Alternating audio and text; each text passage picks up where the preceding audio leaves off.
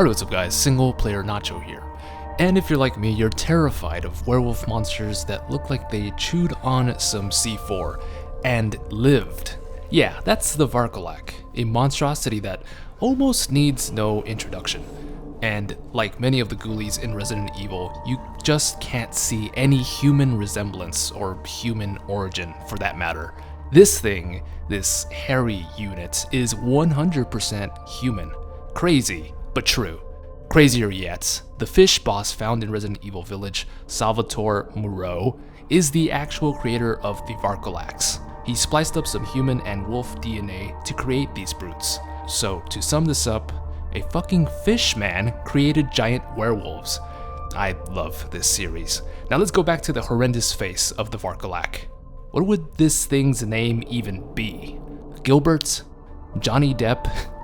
Megatron 69? How about Leonardo?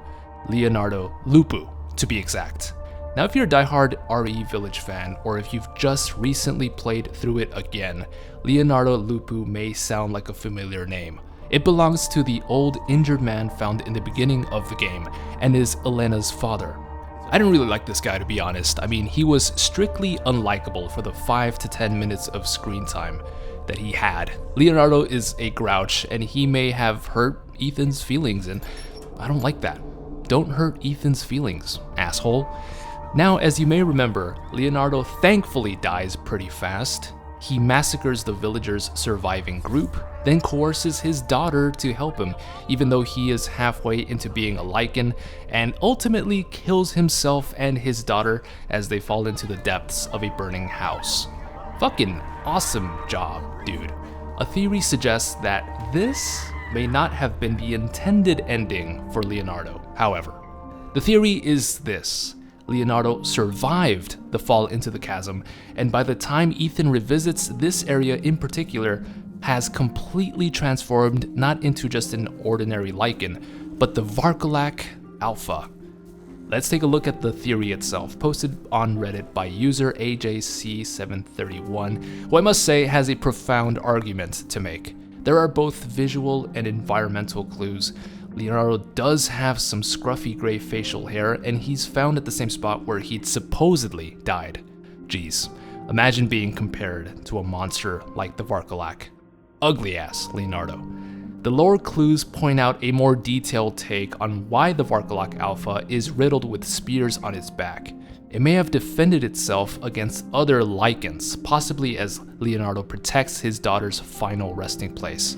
It makes sense. As far as I know, no one else in the village uses spears, and you can even argue that the Varcolac Alpha is in a more neutral alignment. It's not working for Mother Miranda or the Megamycete. It's territorial over its daughter's grave, which he caused, by the way, so shame on you anyway. The theory even suggests that the Varcolac Alpha doesn't attack unless it's provoked, which I've gone and tested, and this is absolutely true. This thing is incredibly passive, fueling the idea that it isn't just evil.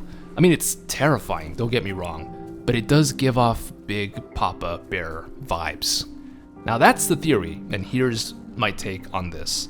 It makes total sense. Location-wise, there's some character similarities in that Leonardo was this big, grumpy Scrooge. But more importantly, it makes you wonder just how much of the villagers' story arcs were cut. I fundamentally believe that this is just one of the details within their cut content.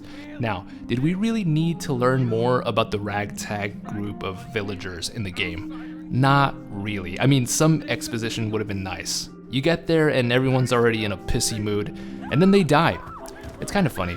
Regardless, this is just one of those details that makes so much sense, but sadly, we may never get to the bottom of.